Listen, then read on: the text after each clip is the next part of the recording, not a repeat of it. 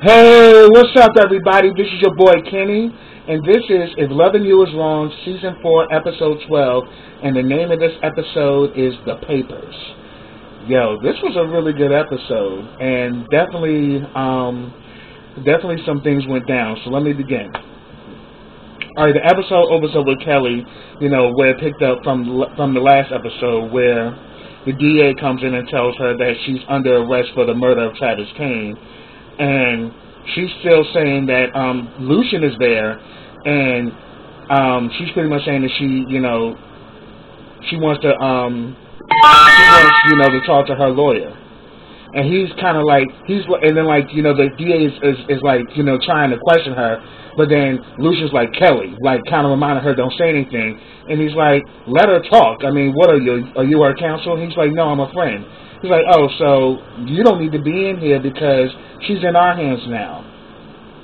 So Lucian's like, okay, and he tells Kelly that I'm gonna make some phone calls, but don't say anything.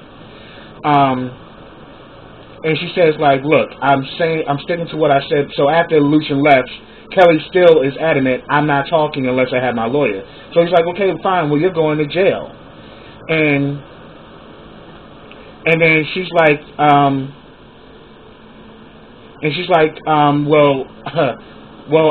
not speaking unless I have my lawyer, and my lawyer's name is Ian Glenn, and I'm waiting for him to get here.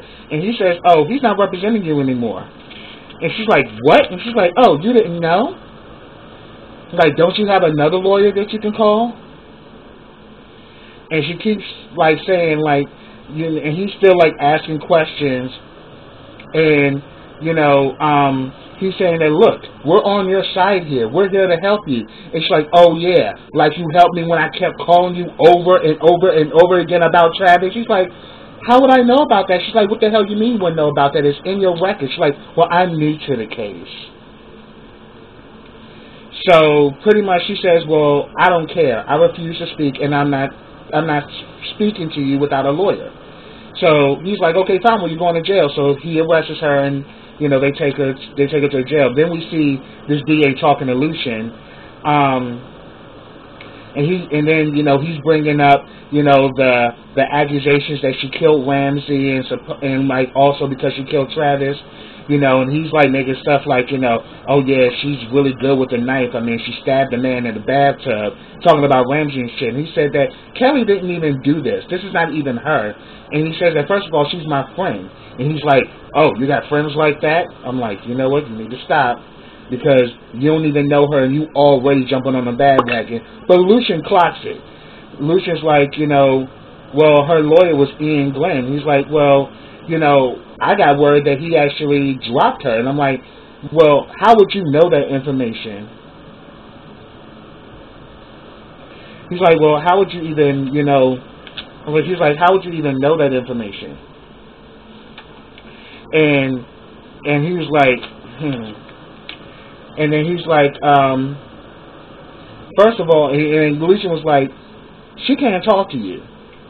And she's not going to without her attorney. But then let me ask you, what church you go to? He's like, well, I don't go to church. He's like, what about your wife? He's like, oh, I see you did your homework. Answer the question. What church your wife go to? Calvary. He's like, oh, so pretty much Travis' father's church, huh? He's like, look, I'm not taking sides here. I'm biased. I just want to talk to her. He's like, yeah, you will when her lawyer gets here. I'm like, there you go, Lucian. Stand by Kelly, because right now we all know Kelly's innocent, but she has no one representing her. And she had Ian, but Ian pussyfooted and backed out because Travis' father is the biggest funder and one of the biggest clients of the firm that he works for.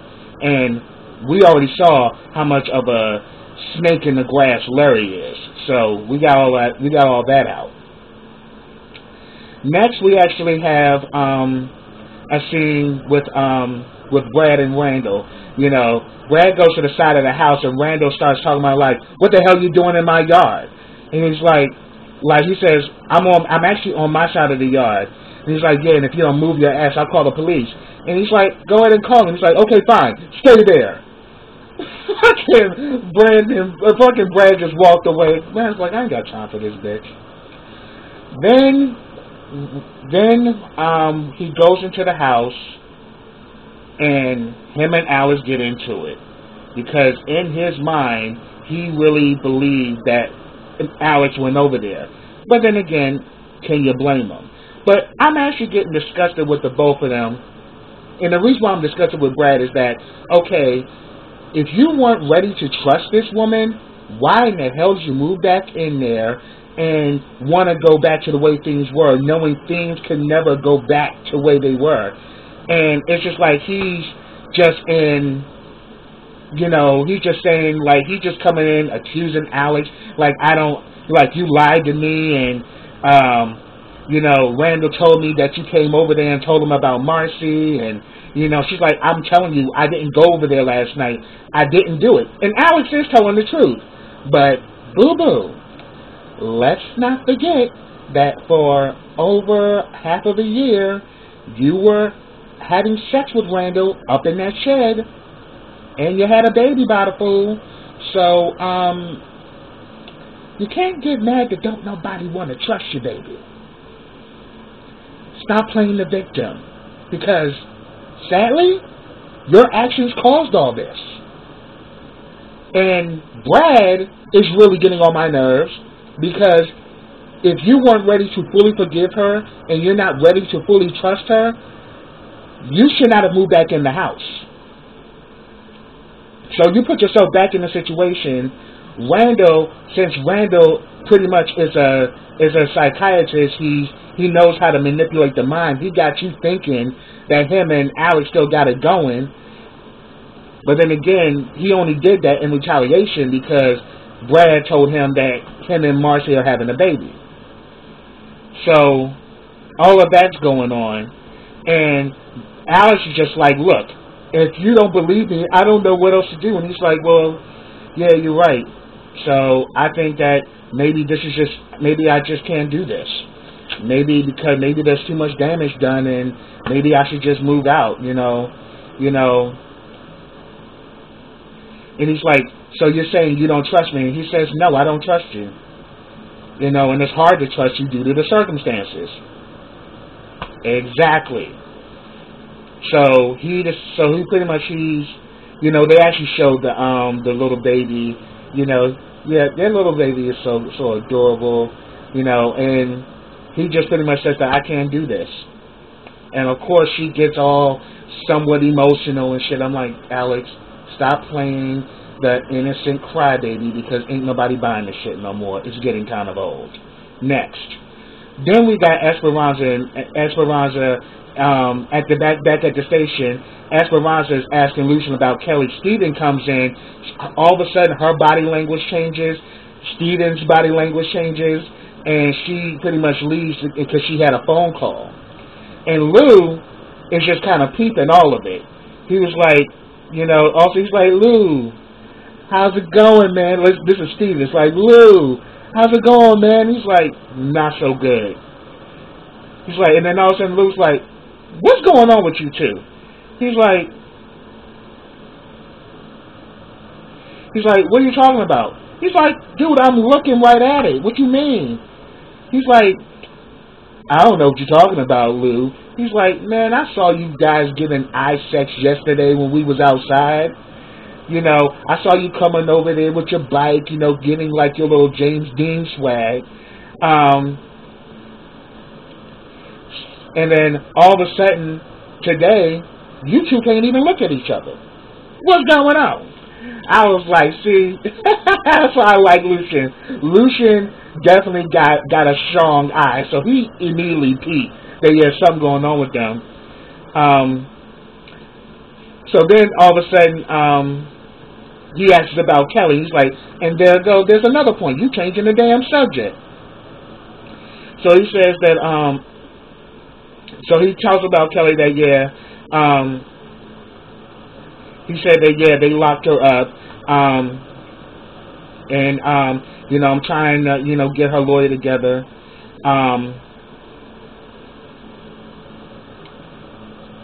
Let's see. Yeah. And then when Esperanza comes in, he lets her know that that Kelly's been taken in. And he's saying that, and she's like, "Why are you looking at me like that? What's going on?" He's like, "Oh, nothing's going on. Maybe you should talk to Steven." Lucian is so funny. Lucian's like, "You can play this crap all day, every day. I know something up, because both of y'all acting different in the workplace." And then all of a sudden, after Lucian left, the Esperanza and Steven was left, and he's saying like, dinner? And she's like, "Really? You're asking me out for dinner?" He's like, "Yeah." He's like, "My friend just got arrested. Don't you think that's kind of like wrong?" He's like, well, he's like, "Well, not really." But she's like, "Well, it is. It's very disrespectful, and it's very this, and it's very." I'm like, Esperanza, shut up. Like, you are really playing this game with this boy, and really ain't nobody falling for it. And then while they're going back and forth, damn Eddie show up, talking big shit, and she's like, "You know what, I'm getting the hell out of there. I don't got time for him and his bullshit." So Esperanza leaves, then Eddie and Steven go back and forth. He's pretty much telling Steven that you better stay away from her, because I find out you in the same house that my daughter sleeps in, we're going to have problems. And and Steven literally is standing up to Eddie saying like, "Bruh, you don't scare me. Pretty much you think you crazy. I'm crazy too." And he's like, "Yeah, but you can't handle my kind of crazy." "Oh yeah, your kind of crazy, cocaine and chaos. My crazy is brilliance and patience." And he's like, "Oh wow, brilliance. I didn't even know your dumb ass could actually say words like that." I'm like, Eddie is a damn mess. And he's saying that, "Eddie, you don't intimidate me, man. I mean, after all, don't you kind of find it odd that people are looking at you funny in the office today? Yeah, everybody know how you like to get it, and how you like to have a little fun behind closed doors." And then all of a sudden it's like, "Oh yeah, I see how they turned you into a toaster," and like he really started to get at Eddie too. And I was like, and it definitely, with Eddie, this shit is not gonna sit well with him. So we saw that go on, and he was trying to tell Steven, "Get the hell out of here." He says, "I ain't going nowhere."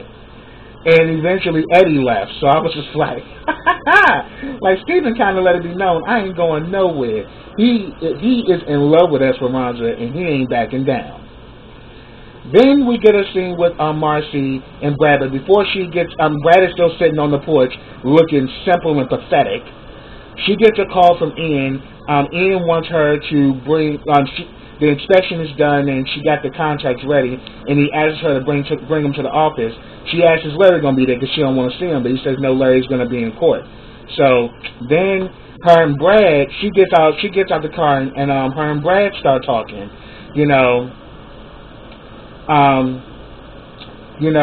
He's pretty much saying that, what, she's kind of like wondering, like, "Why are you sitting on the porch? Like, I figured you'd be up in there with your wife." And he's like, "Don't do that." And she's like, "What's going on?" And he lets her know that, it's true. Alex told Randall about,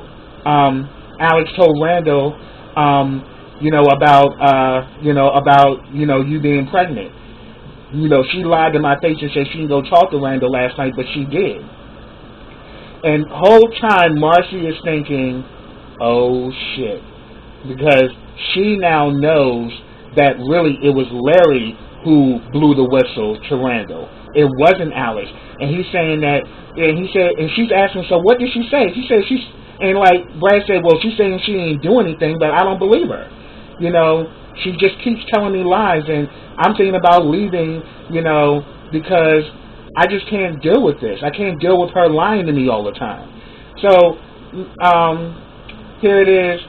Marcy's like, "Oh, so where are you going to go if you leave?" He's like, "Well, I hope to go back into the house with you if that's okay." And she's like, "Sure, that's fine." I'm like, "Marcy, you messy as shit. This shit gonna come back and bite you in your ass. Like, you still that damn vengeful that you know damn well that Alex didn't tell Randall, but you didn't want to actually tell him. But she tried to let him know. She's like, look, she's like, look, I want to tell you something. Larry, who was my divorce attorney, was over the house last night, and he's like, and then she was about to tell him, but then he just kind of cut her off, so she just played along. I'm like, this shit gonna come back to play. I already see it. And then she's like, I missed you.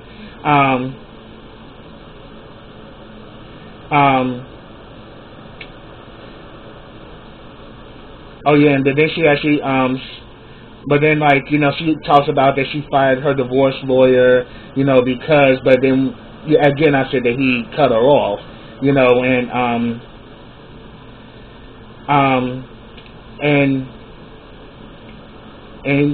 pretty much she said that, and pretty much Brad was like, are you ever going to tell him that it's his child? She's like, well, probably not now, but eventually he'll probably find out, knowing him.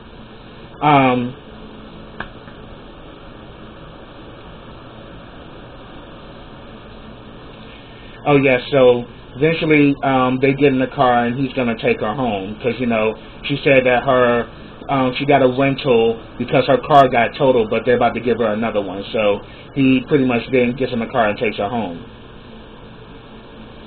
And she pretty much saying she got to find a divorce lawyer because she fired Larry. So we saw that go on. Then we see that Lucian calls in because Lucian is frustrated because Kelly's in jail and she no longer has legal representation. And he's probably been making calls and hasn't been lucky. So he calls in, and he's like, look, you need to get down here for Kelly. He's like, I can't. My partner and my boss, strictly told me no. And he said, oh, you talking about that Larry guy? And he's like, yeah. But he says that, I'll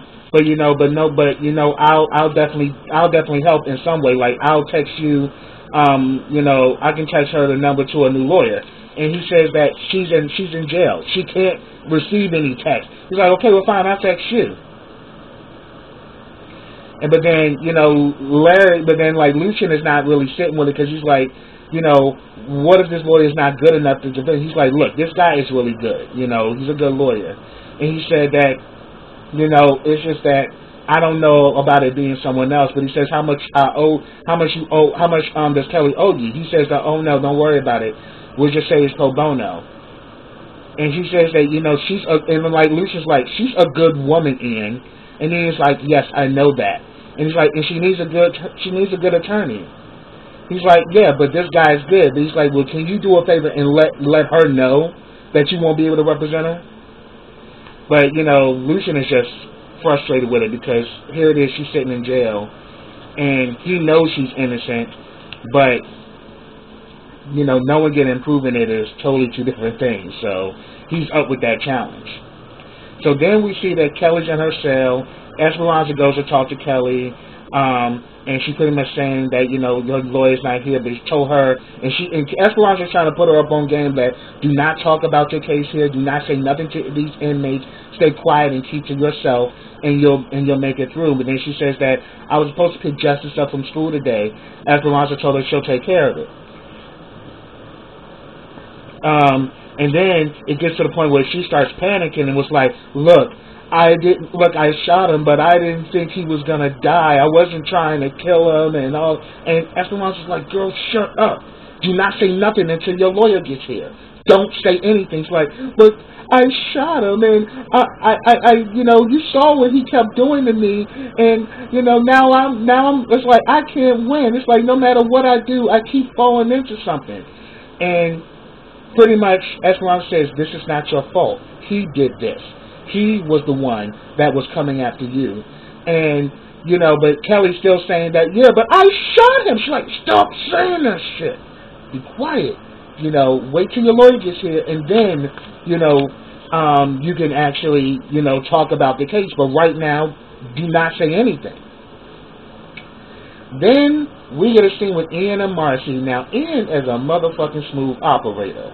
Because here it is, he done took care of everything, but really just wanted to see Marcy. So Marcy's thinking she needs his signature so she can take it back to the attorney. He's like, I already know the attorney. I already got that taken care of. I already did this and I already did that. So she's like, So really, you took care of everything. You didn't even really need me, as far as, me handling all of this. So therefore, that would have really, I didn't really need this high commission, but he's like, but that's okay. I consider it a worth investment.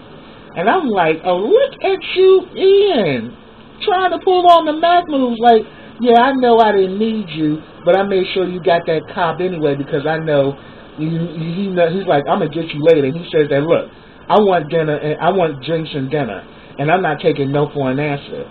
And he's like, and I'm gonna pick you up. And but then, so she's pretty much kind of blown off. Like, wow, you already did everything. You didn't even need me.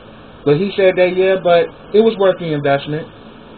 And she says, well, she says that, well, whatever your investment is, I hope it pays off, I hope it pays off, whatever it is. And he says, it will. So Ian confident, like, yeah, I'm going to get you, girl. I'm going to get you. And then he talks about, it's great that I finally get this house because, my kids are coming in the summer. So she's like, oh, so that's why you put a rush on things. So we kind of see that go on. And then the next thing you know, we see Larry show them. She's like, she says, and she's like, oh, hey, Larry, Marcy was talking about you. He's like, oh, really? Was she cussing me out and everything? She's like, in my head, yes, but no, I didn't actually say anything because, but then he tells her that, look, he's like, look, I'm sorry that I broke confidence, but I'm gonna make it up to you. And she's like, I fired you. She's like, yeah, but if I get him to sign the papers, you're gonna wish you didn't fire me. And she's like, really? He's like, yeah, I got it. And he walks off, and she's like, oh my God, do you like, and she pretty much says that, damn, do you just want to, don't you like him and can't stand him at all the same time? And he's like, yeah, all of us feel that way about Larry around here. I was like, oh shit. So that's what happened there. Then we see Lucian and Eddie have a moment. Eddie is thanking Lucian for saving him, and Lucian's like, don't mention it. He's like, you a good dude, man. No one reached out for me in that moment, but you did, and I'm very grateful for that. Yeah, so grateful that when you was calling him, you pretty much had him in your phone as that bitch. Did you change that after he saved your ass? And he says, but I didn't have anybody. No one would come through for me. You the only one that did. And he said, that should tell you something. I agree. And he's like, so where's Andrew? And he's like, well, I don't know nothing about that. My uncle got to his ass. And he's like, you know what? I'm going to tell you this, Eddie. I don't trust you. I don't like you. And I don't believe anything you say. And he was just adamant about it. And pretty much they go back and forth even more. And then they start talking about, then he starts talking about, like, like he says, are you going to file a report about the incident? He was like, well, I wasn't, but since you shot the gun, I have to report it. He's like, so you was really going to let that go? He's like, yeah. And he says, besides, what men do behind closed doors is their business. I was like, Lucian is funny, because Lucian kind of was like really poking fun at his ass. He's like, look, I'm going to really get his ass. And I'm like, you're like, Randall? Like, you're like, what, you going after Randall? He's like, man, it wasn't Randall. It was Larry. Larry was the one who did this shit. But he says that, look, you might want to be careful going after him. He's well connected. When, like, Eddie's like, and so am I. It's like, oh, because you DEA. And he's like, oh, because you're FBI. I'm like, here we go again. But then again, he says that, but I'm very grateful for all you've done for me. So he shakes his hand and pulls him in. It's like, so where's Andrew? Man, I don't know. He's like, see, bullshit. Fuck out of here. So I was like, Lucian ain't here for Eddie and his crap, because Eddie having a kumbaya moment. But yeah, you lucky he saved your ass. because he let you in there. Ain't no telling how much more fun they would have had with you. You probably would have been paralyzed. Just saying. Next, we get a scene with Larry and Randall. Larry goes over there, with the intention of getting him to sign the divorce papers, but we know Psycho Betty is pretty much, she got bitch tendencies, so she's still stuck in her shit, and he's saying that, look, I got the lawsuit signed, I got the lawsuit together that I put together for you to sue Brad. But then he says, but if you want this deal, you need to sign the divorce papers. He's like, I'm not signing the damn divorce papers. He's like, well, fine, you ain't signing the deal. He said, well, fine, I don't care. And I'm like, Randall is like the most pettiest little bitch on the show. Like, dude, you are just holding on to all of this. It's like you trying to maintain control and you just trying to make people miserable. And then you get mad when people want to beat your ass. Like, straight bitch tendencies. You don't like it when people mess with you, but yet you messing with everybody. Insane as hell. So, pretty much he tells him, okay, if you sign the divorce papers, I will sue him so hard that I will break him. Like, come on, just sign the damn papers. Like, what? And he's like, I'm not doing it. He's like, why won't you just let this go, man? What is it? Oh, you just want control over her, huh? And he's like, yeah. And now that she's pregnant, I want to stress her the hell out.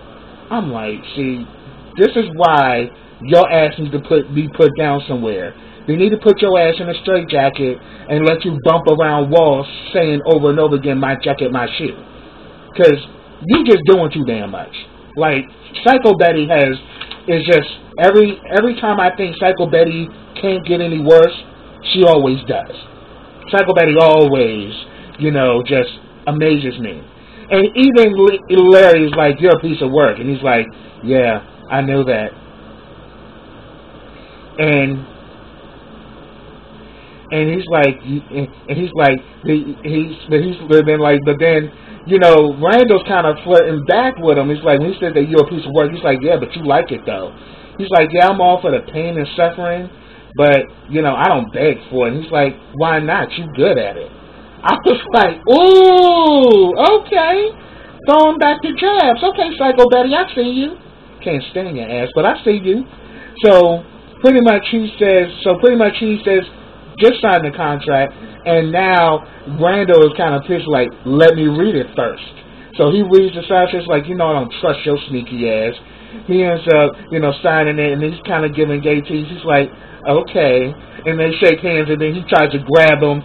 He tries to, grab him and touch him, and he's like, stop, man, you play too much. And then all of a sudden, Larry leaves like, I love you. These damn two clowns are a mess. Larry gets in his car, calls Ian and says that I have some papers that I got Randall Holmes to sign, and I'm gonna send them to you to your email. Then all of a sudden we see, while Larry's sitting in the car, a damn gun comes out, and it's motherfucking Eddie. And then all of a sudden Larry's like, oh, what do I owe this pleasure? And Eddie was like, drive. So that's where it ended. So we're going to see next week what's going to go down between Eddie and Larry, because Eddie got a bone to pick because Larry literally made him a bitch for the night, and Eddie ain't going to let that go. So that's what I have, y'all. If I missed anything, put it down in the comments. I'd love to hear from you. But subscribe to my channel. Click that bell so you get notifications every time I drop a video. Also, follow me on all of my social platforms. I have them listed in the description box. Also, like this video, comment on this video, and share this video. And I will be back with the next episode of If Loving You Is Wrong. So until then, so until next time, everybody, take care.